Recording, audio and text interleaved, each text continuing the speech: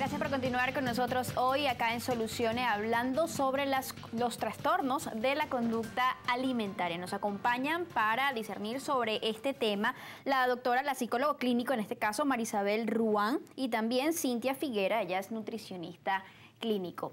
Vamos a comenzar definiendo, como siempre lo hacemos, un poco conceptualizando el tema. ¿A qué nos referimos cuando hablamos de trastornos de la conducta alimentaria, doctora?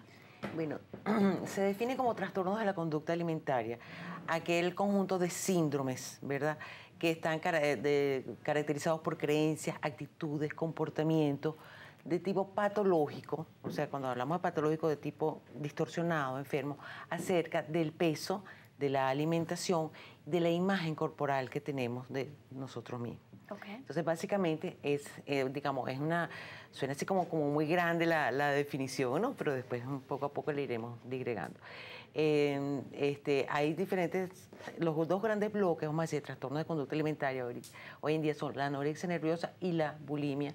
Y ahorita se está trabajando mucho con el trastorno por atracón, se llaman, ¿no? Okay. También se está contemplando otros, vamos a decir, subclasificaciones, como son la vigorexia, que después podemos decir de qué se trata, la ortorexia, y estamos trabajando mucho con aquellos pacientes con obesidad y la cirugía bariátrica, que está tan de boga hoy en día, que puede ser una gran solución, pero hay que llevarla también con equipo de trabajo. Ahora, ¿son conocidas quizás generalmente las causas de este tipo de trastornos, los trastornos de la conducta alimentaria? Se comprende que quizás pueden estar involucrados allí factores biológicos, genéticos, psicológicos.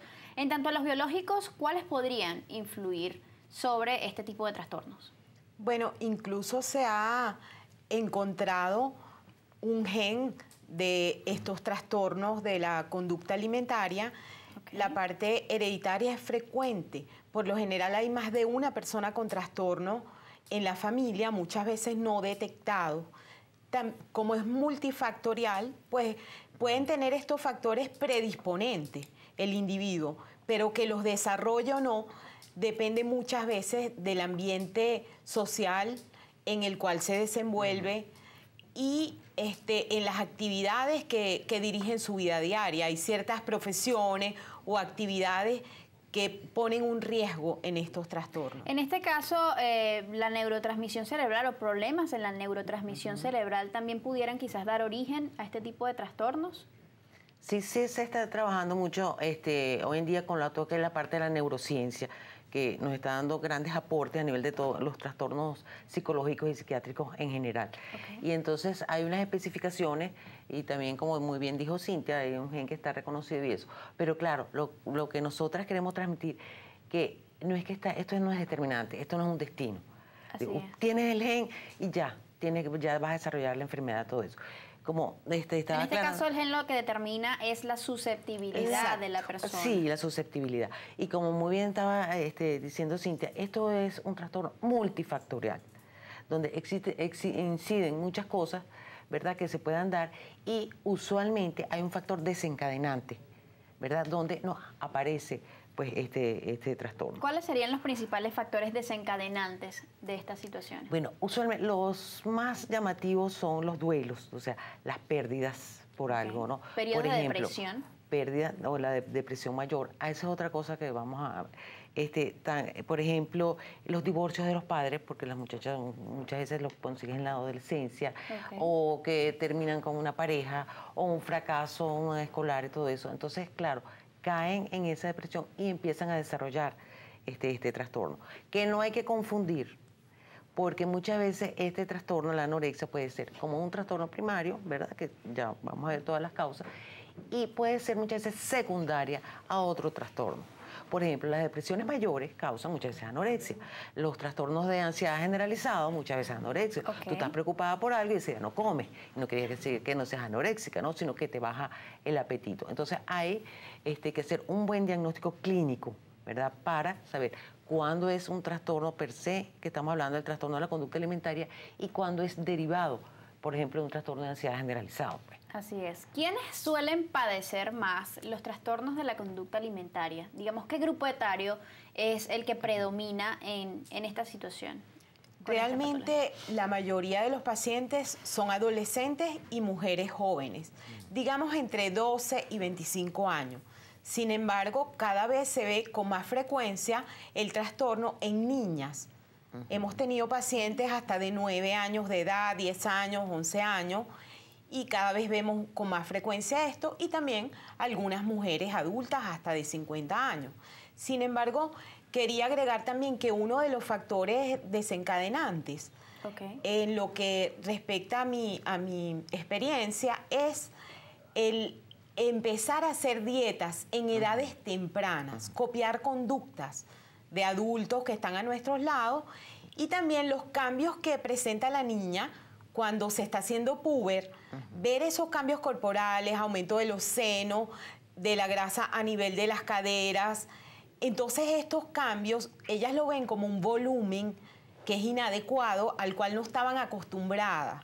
Hay que educar muy bien en la etapa de adolescencia a las niñas y explicarle cuáles son los cambios normales que ocurren, porque ellas lo ven como una alteración de su cuerpo al cual no están acostumbradas, y comienzan a hacer dietas indiscriminadamente. Generalmente en la consulta uno pregunta ¿cuándo comenzó el trastorno?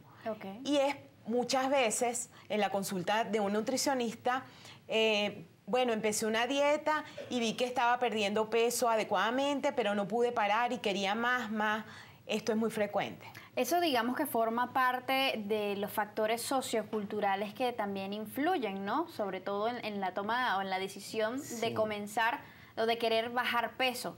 En un punto que inciden mucho en los adolescentes, que son generalmente pues individuos que aún por la etapa en la que están atravesando quizás no tienen una personalidad, una forma de ser definida. Una estructura de personalidad que les permite pues hacerlo de una manera vulnerable, sana. quizás. Así es. Ahora, doctora, también en el plano psicológico, ¿qué papel juega también el miedo a la madurez? O quizás el perfeccionismo del adolescente también. Por una parte, en la adolescencia, acuérdate, bueno, adolecemos. Este es cuando comienza todo ese proceso, cuando se da más patente el proceso de la individuación del individuo. Yo quiero ya separarme de mis padres y quiero ser yo. Entonces, por otra parte también, muy bien como lo decía Cintia, ese temor, si empiezo a crecer y a desarrollarme, es que ya voy a pasar de niña a adulto. Todo esto se ve en la parte psicoterapéutica, en la parte psicológica. Entonces, temor a ser adulta, ¿por qué? Temor a mostrarme como una mujer ya completamente desarrollada, ¿por qué? Porque quiero seguir siendo niña. ¿Okay? Y también, bueno, como tú decía, los factores socioculturales, de las modelos, que son muy delgadas, que son todas las que tienen más éxito son las más flacas, etcétera, todo ese tipo de cosas. Que se han venido tomando ciertas cosas, aunque nos debíamos un poquito, ciertas medidas a nivel de modelaje, de pasarelas, incluso en Europa, en los Estados Unidos y todo, para hacer que este patrón sea un poco diferente y no sean aquellas modelos tan sonadas como en los años 70, que se dio la Twiggy, ese tipo de cosas, ¿no? Hablamos que los trastornos de la conducta alimentaria que se están manifestando, que se manifiestan en todo el mundo con mayor frecuencia, tienen que ver con la anorexia, la bulimia, el trastorno por atracón, que es, digamos, la ingesta no controlada de alimentos, digamos una ingesta bastante alta de alimentos, la ortorexia, que decíamos que tiene que ver con las comidas sanas. ¿A qué se refiere este término específicamente? Sí, es una obsesión porque todos los alimentos sean naturales, sanos, que no tengan ningún tipo de preservativos, pero es una conducta obsesiva y se puede volver también patológica, afectando la nutrición del individuo porque limita sus opciones en la alimentación. Entonces ya no escoge alimentos que pueden ser sanos y aportar nutrientes indispensables. Muchas personas les cuesta, sobre todo, también distinguir entre anorexia y bulimia. ¿Cuál sería el principal rasgo característico de alguna de las dos como para diferenciarlas? Bueno, en un principio se pensaban que eran trastornos de un mismo espectro, o sea, que la anorexia aquí y la bulimia aquí. Hoy en día ya se han clasificado un poco más.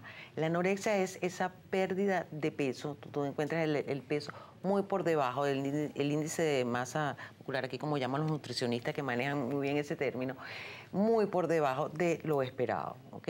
Esa obsesión, como dijimos antes, por no engordar, la distorsión de la imagen corporal es muy importante, porque te estoy viendo muy delgada y el paciente o la paciente se ve en el espejo y dice que no, estoy gorda, ¿no? Ahora, radicaría quizás la principal diferencia allí en el hecho de provocarse muchas veces el vómito o conductas purgativas. Sí. Tras la ingesta de en parte sí, pero se dan los dos trastornos, ¿verdad, Sí, Cintia? porque a veces el paciente desarrolla una anorexia y en el curso de la evolución misma de la enfermedad puede tener conductas purgativas. Okay. Incluso la anorexia puede ser purgativa o puede ser restrictiva. Me restrinjo y no como prácticamente alimentos, o aunque no coma, aunque no haga periodos compulsivos de comer en exceso, pues vomito lo poco que como. Entonces ya ahí hay una purga.